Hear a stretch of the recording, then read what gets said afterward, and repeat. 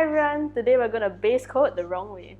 That the entirety of the cosmos is accessible through each and every individual's mind, connecting to the great mind, the great spirit.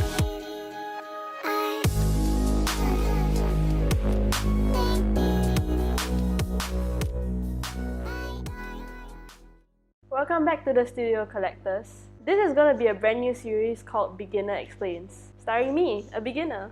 I'm gonna be talking about painting techniques and how they're done. And since I'm a beginner, I'll also be doing experiments just to see why it is. For some reason, Kenneth has given me my own show. We'll see how bad of an idea that is, eventually. I'm Sophie and I'll be your guide for this series. There's no Kenneth around, so let's just mess around as we please. Today, we're talking about base coating. Base coating is when you apply the first layers of paint onto your miniatures after you prime them. The objective of this stage is to color a component of the miniature to get an even coverage without splotchiness and a smooth finish without clogging any of the details. This is so subsequent layers can be applied more smoothly. So usually you're always supposed to thin down your paints. That way you can apply layers and layers until you achieve the objective of base coating. But because Kenneth isn't supervising me this time round, I'm just gonna mess around and see what happens. So for this little experiment, we're gonna be using some handy Intercessor Space Marines from Games Workshop. As usual, this video has been divided into useful chapters so you can skip ahead to what you need to find. These chapters are Experiment 1, Experiment 2, and finally we'll try it the usual way, the conventional experiment. So without further ado, let's f up some miniatures. So for Experiment 1, I'm not gonna thin down anything. I'm just gonna do one thick coating of paint on the miniature to see if I can achieve the objectives of base coating. One and done, real quick. Sorry, Space Marine. So if you're ready, let's get coating. So as you can see here, I have a already primed Space Marine. I'm not going to be using a wet palette for this one because I want to completely remove water out of the way so I don't even thin it down at all. So gonna use some white paint. This is one of the most messed up paints that we have in the studio. As you can see, it's really clumpy and thick. I apologize to my brush as well.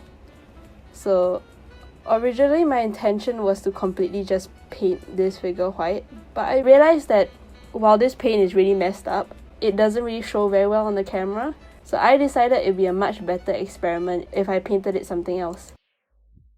So instead of using just pure white, I decided to mix Xerxes purple paint with the white without any water to thin either of the paints down. So as you can see, thick ass paint here. Then using the white, I'm gonna mix the both of them together.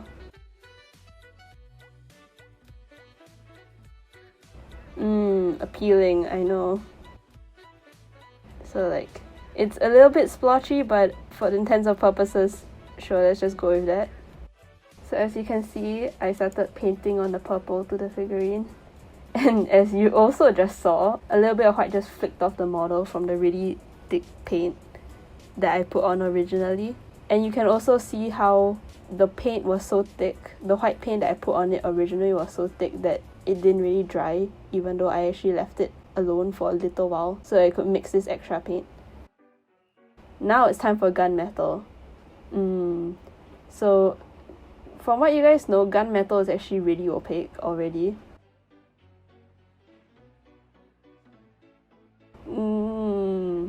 Very fun. It's definitely on there.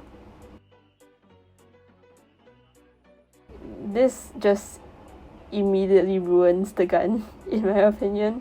Looking at this gives me heartache. So of course we have to put in a second layer. Gotta do it by the book. As you can already see, a lot of the details have been clogged up. I just gotta paint in the extra bits at the end here. I did have to use a little bit of water just to clean my brush because as much as I enjoy messing up this model, I do not want to mess up my brush too much. Just completely messing up a Space Marine. So I'm just going to add in some silver to the pads here just so that you can see what it looks like, not on a detailed surface as well. Now it's time to paint in the eyes. The paint that ended up on my brush was really thick because it wasn't thinned down in the slightest. So I didn't really have the finest control of my brush. There you have it. Here's the final product. A really, really, really messed up Space Marine.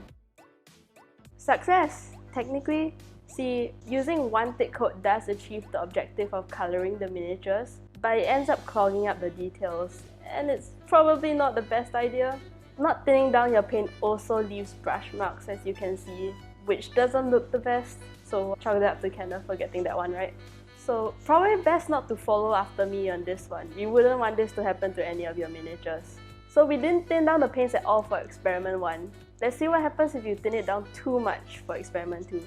So just letting you know as a fellow beginner, sometimes you might end up doing this experiment on accident because, you know, we just don't know how to put this on right yet. Don't worry about it too much. It comes with time and practice. So let's get to experiment 2 right now.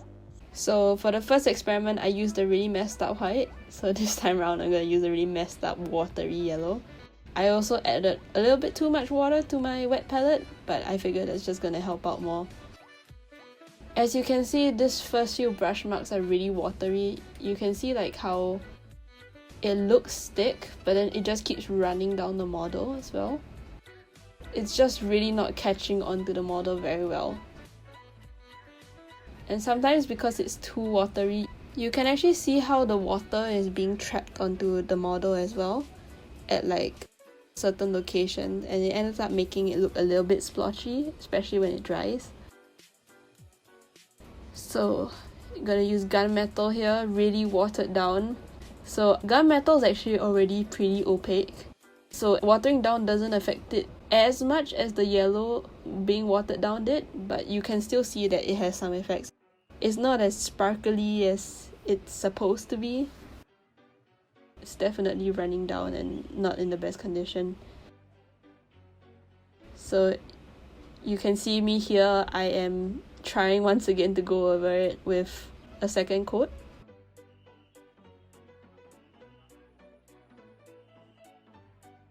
But most of the damage has kind of been done already in the way that the paint has dried up, and having a second layer of thin paints isn't really doing much besides making me sad.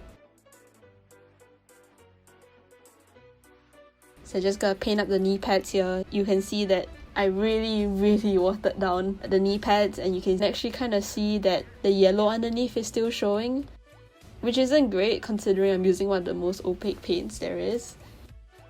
What a lovely model. Okay, so this time let's try with the eyes again. I definitely have a little bit more control, but it's still watery, so it doesn't really get on the eye right when I want it to. If you look a little closer, it kind of seems like he's crying.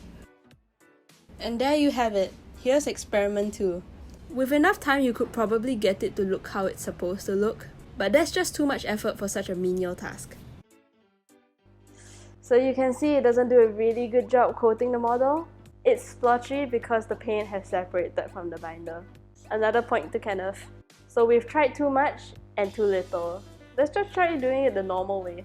We'll be thinning down our paints with water, but let's not go overboard this time round. Actually, there are products out there like Lamian Medium, which allows your layers to dry even smoother. So this time round, I'm gonna slightly thin down the paints and just go over it like I normally do to achieve the objective of base coating. So let's get this show on the road. Let's do it the conventional way. So this time round, I have a sponge with me that I will use to make sure that the paints aren't as watery. So already you can see that this is already going by a lot smoother. So my paints are a little bit watery, but that's also just because I don't have the finest control of doing this just yet.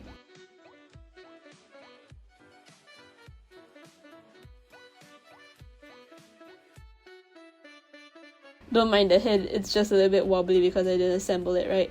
So already you can see, even though that this is the first layer, it is managing to cover up most of the model. It's also definitely not covering up the details, which is a good thing. So one of the ways you can tell the paint is at the right level of thickness is by using your nail. I still haven't picked up this habit fully. I know Kenneth does it a lot more. But I figured it'd be good to use it for this specific gunmetal because I was just worried I might accidentally clog up details. Because yes, it's still very opaque even if I thin it down right. Also, because I am not completely destroying my brush with paint, and I'm also not using really thin paints, I have a lot finer control of my brush, as you can see with the chest and also the eyes. So this is the eyes being painted in, with a lot less paint on my brush and at the right amount of thinning. You can see that it's a lot easier to put in the brush. I have a lot better control of my brush. And there you have it, a conventionally base coated Space Marine. I think he looks pretty good compared to his two friends, right? So this Space Marine looks pretty alright. Clearly, things are done the way they are done because they work. At least now we know why. Getting a flat and even base coat is really important when it comes to painting your miniatures. It would be impossible to paint over a lumpy figurine with no details. Remember to apply 2 to 3 base coats just so that you can get it all looking uniform. Thanks for sticking around and watching this video all the way to the end. If you like what you're watching, feel free to like and subscribe because it really helps the channel out. If this video does well, Kenneth will put me in front of the camera more, which you can either see as a good thing or a bad thing. If you want to support us even more, head on down to Patreon and become a Patreon supporter because it really helps us produce more content like this. Once again, thank you for watching all the way to the end, and I'll see you in the next beginner paint video. Ciao!